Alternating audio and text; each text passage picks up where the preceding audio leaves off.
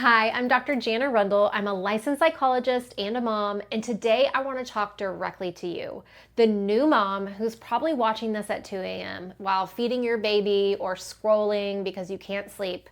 If you feel exhausted, if you've cried in the shower this week, if you're wondering why this feels so much harder than you expected, let me tell you something important. You are not failing, and you are not the problem. Our culture is. So let's be honest, when you became a mom, people probably told you, sleep when the baby sleeps or enjoy every moment. And maybe you've thought, I'm not enjoying every moment. Does that mean something's wrong with me? No, nothing is wrong with you. What's wrong is the system that you've been dropped into. So let me explain. In many traditional cultures, the postpartum period is sacred. In Latin America, it's called La Cuarentena, and it provides 40 days of rest. In China, it translates to sitting the month. The common thread is in these cultures for weeks, sometimes months, the new mom does one thing. She rests, heals, and bonds with her baby. The village does the rest. Aunties bring meals, neighbors clean the house, grandmothers take the older kids to school. Now let's contrast that with what happens here. You have a baby, maybe your partner gets a week or two off if you're lucky. When I had my first, my husband got 2 weeks off. Visitors come for the first week with balloons and gifts, and then silence. Suddenly, you're home alone with a newborn, expected to figure it all out.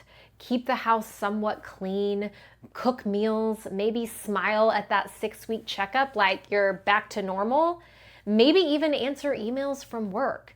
It's no wonder that you feel like you're drowning. This job was never meant to be done alone. So let's talk about what you actually need in the 4th trimester based on what I've seen in my practice with hundreds of moms. These are the things that are important. Number 1, practical help that you don't have to manage. So you shouldn't have to text 10 people to coordinate meals. You shouldn't have to feel guilty asking someone to fold the laundry. Real help looks like a friend dropping off dinner like on your doorstep, or a neighbor saying, I'm grabbing groceries, send me your list.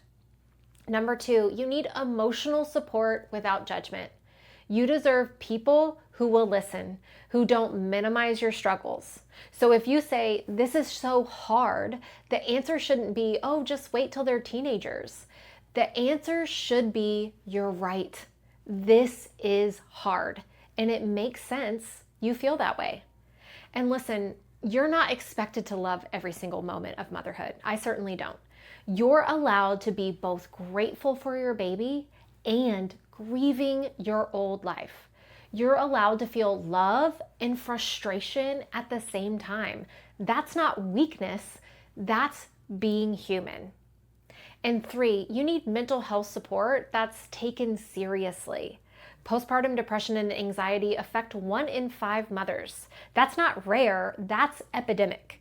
But too often, moms are brushed off at that 6-week checkup. You're handed a form to fill out, they barely ask about it. Maybe you've noticed it in yourself. Sadness that won't lift, racing thoughts, lying awake even when the baby sleeps, feeling angry at the smallest things, or scary, intrusive thoughts that you don't want to tell anyone about. These are not character flaws. They're medical conditions, and with help, they do get better. Here's the thing, your healing matters too. Your mental health matters, because when moms are supported, the whole family thrives.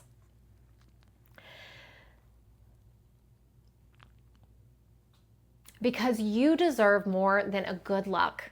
You deserve support. So if you're watching this and nodding your head, I want you to look below at all the resources that I have listed, because you don't have to do this alone. And thriving as a mom doesn't mean being perfect. It means being supported.